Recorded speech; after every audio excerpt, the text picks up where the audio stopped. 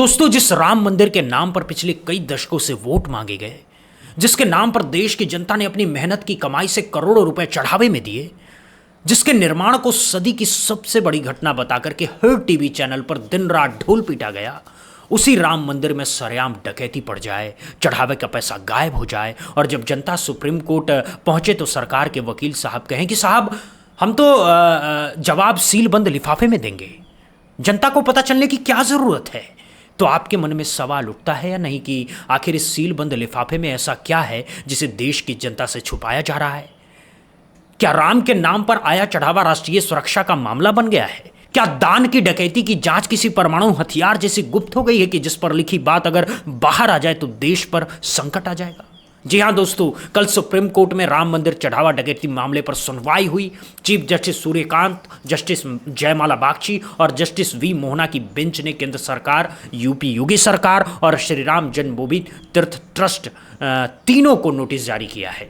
इस मामले में अब तक 4 याचिका दायर हो चुकी है। हर याचिका में एक ही मांग की है कि इस पूरे मामले की सीबीआई से जांच कराई जाए, सीएजी से ऑडिट करवाया जाए, ट्रस्ट के सारे पैसों का फॉरेंसिक ऑडिट हो, सीसीटीवी फुटेज सुरक्षित की जाए, यूपीआई ट्रांजैक्शन के रिकॉर्ड सुरक्षित रखे जाएं, बैंक स्टेटमेंट देखे जाएं और ट्रस्ट अपनी ऑडिटेड फाइनेंशियल स्टेटमेंट अपनी वेबसाइट पर डाले ताकि देश की जनता देख सके कि उनका दान का पैसा कहाँ गया। बड़ी सीधी सी मांग है, कोई पहाड़ नहीं तोड़ने को कहा जा रहा है इन लोगों को, कोई असंभव काम नहीं मांगा जा रहा है, बस पारदर्शिता चाहिए, हिसाब चाहिए, यही तो है लोकतंत्र। लेकिन इसी बीच सरकार की तरफ से पेश हुए सॉलिसिटर जनरल तुषार मेहता ने वो जादुई शब्द उछाल दिया है जिसकी उम्मीद पहले से थी, सील बंद लिफाफा। भाई, सील बंद लिफाफे का तो कमाल ही अलग है इस देश में। जब भी सरकार को बचना हो, जब भी किसी बड़े आदमी का नाम आ जाए, जब भी कोई ऐसी बात हो जो जनता के सामने नहीं आनी चाहिए, तुरंत सील बंद लिफाफा हाजिर हो जाता है, जैसे कोई जिन्न बोतल से निकल करके आ गया हो।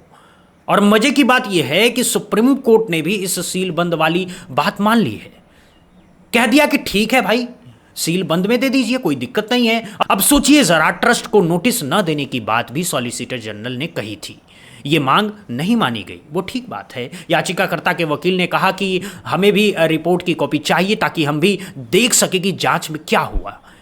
ये मांग नहीं मानी गई, यानी जनता की तरफ से खड़े लोगों को कुछ नहीं मिलेगा, लेकिन सरकार जो कहेगी उसे मान लिया जाएगा। बहुत ही निष्पक्ष व्यवस्था है भाई।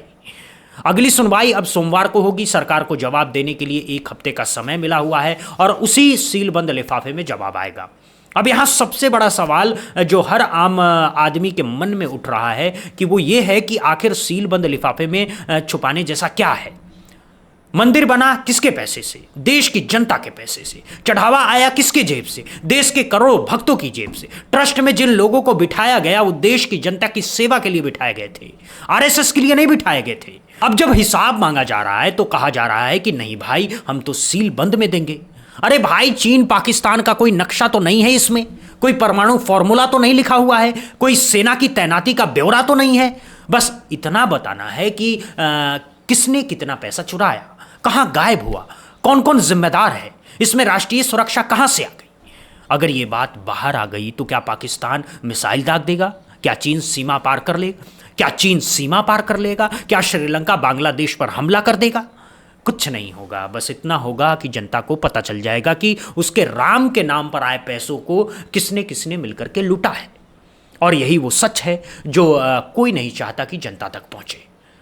और अब जरा याद कीजिए दोस्तों, ये पहली बार नहीं है जब सीलबंद वाला ये खेला खेला जा रहा है। जब देश के सबसे बड़े सेठ के बेटे का मामला था तब भी 20-20 दिन में सुप्रीम कोर्ट ने कमेटी बना दी, सीलबंद रिपोर्ट आई, जजों ने पढ़ी और सेठ के बेटे को हमेशा हमेशा के लिए सुरक्षा दे दी गई। आज तक देश को पता नहीं चला कि उस सीलबंद लिफाफे में क्या था।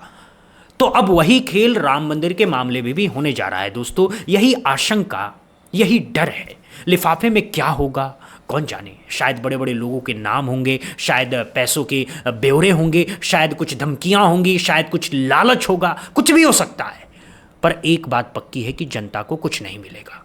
अब देखिए, राम मंदिर की डकैती सामने आए हुए लगभग 1.25 महीना गुजर गया है और इस दौरान क्या क्या हो गया है वो सुनकर के आप हैरान रह जाएंगे। सबसे पहले तो अयोध्या में भक्तों का अकाल पड़ गया। 75% भक्त कम हो गए हैं, दर्शनार्थी आ ही नहीं रहे हैं। अब जब आपके अपने ही ट्रस्ट में लूटपाट हो, चढ़ावे की डकैती हो, तो कौन आएगा भाई? लोगों को भरोसा उठ गया है। जो अयोध्या के छोटे मोटे दुकानदार थे, फूल माला बेचने वाले थे, होटल रेस्टोरेंट वाले थे, वो पहले 1000-1500 रोजाना बचा लेते थे, अब 200-300 पर आ गए हैं वो लोग। कई लोग तो ये सोच रहे हैं कि अयोध्या छोड़ दें, कहीं और जाकर के कोई नया काम धंधा शुरू कर लें। यानी विश्व गुरु के इस विश्व प्रसिद्ध शहर में आज बेरोजगारी का ऐसा माहौल है कि लोग पलायन की सोच रहे हैं। लेकिन इस पूरे मामले में सबसे बड़ा तमाशा यह है दोस्तों कि जिन दो महानुभावों ने राम मंदिर के नाम पर सबसे ज़्यादा ढोल पीटा था, आज वो दोनों गायब हैं। संघ प्रमुख मोहन भागवत जी और खुद प्रधानमंत्री जी, इन दोनों के मुंह पर जैसे किसी ने ताला लगा दिया हो। याद है ना, जब राम मंदिर निर्माण से लेकर के उद्घाटन तक हो रहा था, तब ये दोनों सबसे आगे रहते थे, हर तस्वीर में सामने खड़े होते थे, ज़बरदस्ती के फूफा बने घूमते थे। जो असली साधु संत थे, जिन्होंने दशकों तक मंदिर के लिए संघर्ष किया था, उन शंकराचार्य को तो एक कोने में बिठा दिया गया था। ये तो बुलाया ही नहीं, या तो बुलाया ही नहीं गया, या बुलाया भी गया तो पीछे बिठा दिया गया और सारा कैमरा एक ही चेहरे पर टिका रहा। लोग तो तब भी सवाल कर रहे थे कि ये हिंदुओं का मंदिर है या फिर संघ का दफ्तर बन गया है, बीजेपी का ऑफिस बन गया है। ट्रस्ट बनाते वक्त चुन चुन करके संघ के लोगों को भर दिया गया और अब उन्हीं लोगों के हाथों मंदिर लुट गया। कितने की डकैती हुई है इसका अंदाजा भी लगाना मुश्किल है, लेकिन ये दोनों महानुभाव अब मिस्टर इंडिया बन चुके हैं, कहीं दिखते ही नहीं हैं। हालांकि ये कोई नई बात नहीं है दोस्तों, जब भी देश पर संकट आता है ये विश्व गुरु जी गायब हो जाते हैं। कोविड की महामारी थी तो गायब, पुलवामा का हमला हुआ तो गायब, पहलगाम की घटना हुई तो गायब, अमेरिका की मनमानी हुई तब भी गायब, ईरान युद्ध चला तो भी गायब, मणिपुर जल रहा है, 2 साल से जल रहा है दोस्तों, तो वहां जाने का समय नहीं है उनके पास। और अब राम मंदिर लुट गया तो एक शब्द भी नहीं बोला। लेकिन जब चुनाव आते हैं, जब वोट मांगना होता है, जब उद्घाटन होता है, जब कैमरा चालू होता है, तब ये सबसे आगे मिलते हैं। लोग सही कह रहे हैं कि यही है इनका असली कैरेक्टर। राम नाम की लूट है, दबा के बंदे लूट, जब चोरी पकड़ी जाए तो दुम दमा के भाग लो। अब आइए एक और मामला देखते हैं दोस्तों, जो राजस्थान से आया है। नागौर जिले के बुटाटी धाम में संत श्री चतुरदास महाराज मंदिर विकास समिति का मामला है। यहां लगभग 22 करोड़ 75 लाख का गबन सामने आया है। नागौर के जिला कलेक्टर ने 10 फरवरी 2026 को एक जांच कमेटी बनाई थी और 4 महीने 13 दिन बाद यानी कि 23 जून को इस कमेटी में अपनी रिपोर्ट सौंपी है। रिपोर्ट में साफ लिखा गया है कि समिति के कार्यकाल में लगभग 23 करोड़ का वित्तीय अनियमितता पाई गई है, यानी पैसों का सीधा सीधा दुरुपयोग, सुनियोजित गबन। सोचिए भाई, एक छोटे से मंदिर में इतनी बड़ी रकम गायब हो गई और किसी को कानो कान खबर तक नहीं हुई। साल 2023-24 और 24-25 के हिसाब से 15 करोड़ का प्रामाणिक गबन बताया गया है और बाकी सब मिलाकर के पूरे 22 करोड़ की गड़बड़ी है। बिना बिल वाउचर के भुगतान हुआ, नगद आय में भारी अंतर मिला, निर्माण और मरम्मत में संदिग्ध खर्च दिखाया गया, कबाड़ की बिक्री में भी घोटाला है, ग्राम विकास मद में जो पैसा लगना था उसमें भी हेराफेरी। जांच कमेटी ने संबंधित पदाधिकारियों के खिलाफ एफआईआर दर्ज कराने की सिफारिश भी की है, विभागीय कार्रवाई की सिफारिश है, रकम वसूली की सिफारिश है, मौजूदा समिति को हटा करके किसी राजपत्रित अधिकारी को प्रशासक बनाने की सिफारिश है, कमेटी के बैंक खाते फ्रीज करने की सिफारिश है, एफडी फ्रीज करने की सिफारिश है, फॉरेंसिक ऑडिट की सिफारिश है, कंप्यूटर हार्ड डिस्क सील करने की सिफारिश है। मतलब पूरी की पूरी सिफारिशें आ चुकी हैं।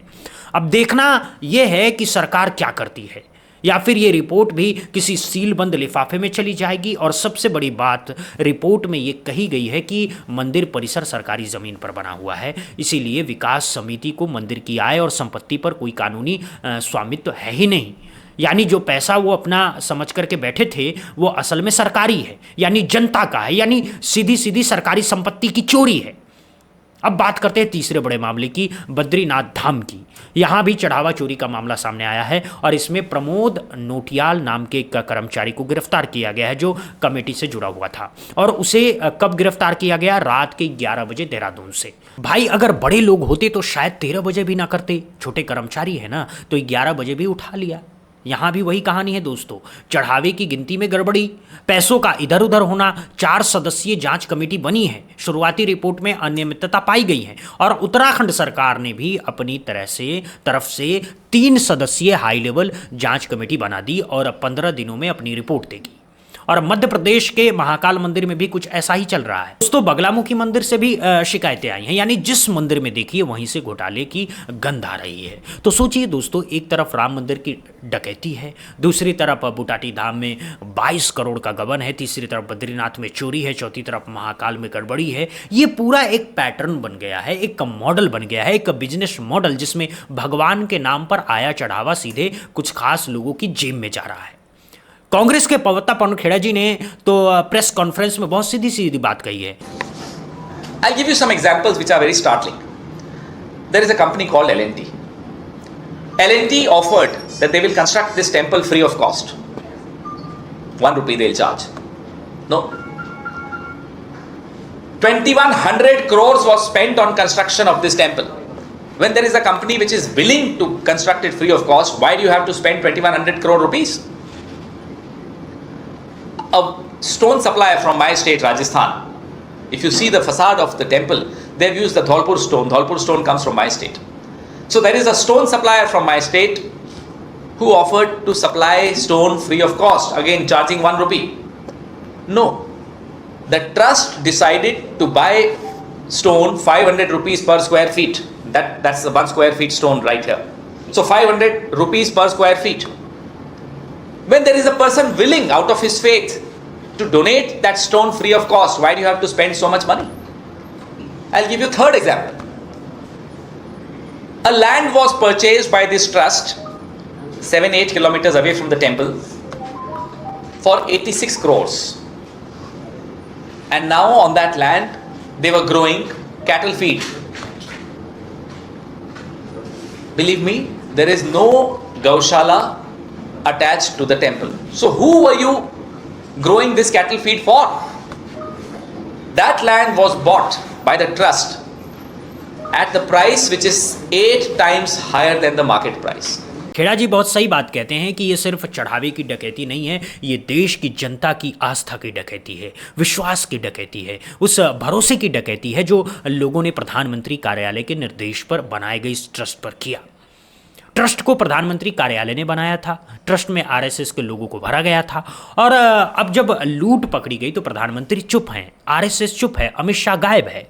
श्रेय लेने के वक्त तो सब सामने थे, फीता काटने के वक्त तो सब सामने थे, फोटो खिंचवाने के वक्त तो सब सामने थे और अब जब जिम्मेदारी लेने की बारी आई तो सब गायब हैं। खेड़ा जी बहुत सटीक बात कहते हैं कि जूनियर कर्मचारियों को गिरफ्तार करके सीनियर लोगों को छोड़ा नहीं जा सकता। जो असली वॉचडॉग थे उन्हें बख्शा नहीं जा सकता। कोई तो है जिसे बचाया जा रहा है, चाहे वो दिल्ली में हो या नागपुर में हो। और सबसे ज़रूरी बात जो खेड़ा जी ने कही वो ये है कि यानी बीजेपी और आरएसएस को हिंदू धर्म का ठेकेदार बनने का, कस्टोडियन बनने का, कॉन्ट्रैक्टर बनने का हक किसने दिया? जो हिंदू आस्था के नाम पर अपनी दुकान चला रहे हैं उन्हें ये अधिकार किसने दिया? कहाँ से मिला? हिंदू धर्म को इनकी दलाली की ज़रूरत नहीं है। अब सबसे बड़ा तमाशा जो देश के हर कोने में देखने को मिलता है दोस्तों, वो ये है कि जिन मंदिरों में करोड़ों अरबों की डकैती हो रही है उन्हीं मंदिरों के बाहर सैकड़ों की तादाद में भिखारी बैठे रहते हैं। कुछ मजदूर होते हैं, कुछ आदतन बन गए हैं और कुछ तो संगठित तरीके से बिठाया जाता है।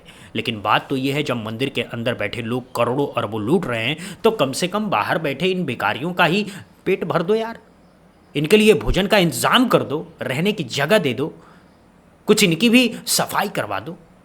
लेकिन नहीं, अंदर की लूट अंदर, बाहर की भूख बाहर, दोनों का कोई ताल्लुक नहीं है। इसीलिए तो लोग कहते हैं कि जिनके अंदर इंसानियत नहीं है वो भगवान को क्या बख्शेंगे, वो भगवान को भी लूट लेंगे।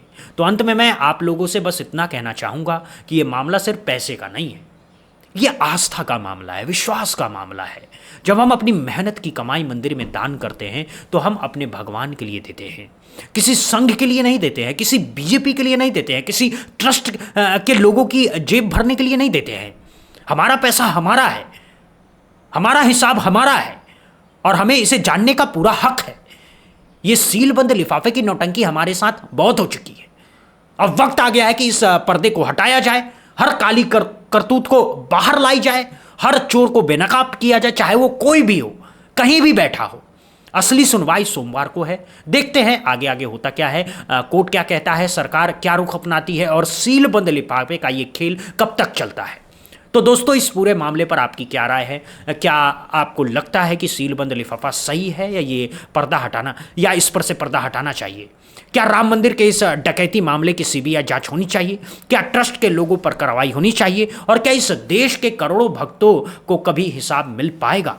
अपनी राय कमेंट सेक्शन में ज़रूर बताइएगा। हमें बताइए कि आप क्या सोचते हैं। अगर वीडियो पसंद आया हो तो लाइक कीजिए, ज़्यादा से ज़्यादा लोगों तक शेयर कीजिए ताकि सच्चाई हर घर तक पहुंचे। और अगर आप हमारे चैनल पर नए हैं तो सब्सक्राइब करना बिल्कुल मत भूलिएगा, बेल आइकन दबा दीजिए ताकि हर बड़ी खबर सबसे पहले आप तक पहुंचे। दोस्तों, अभी के लिए बस इतना ही। देखते रहिए बुद्धा इंस्पायर्ड। जय हिंद, जय भारत, वंदे मातरम।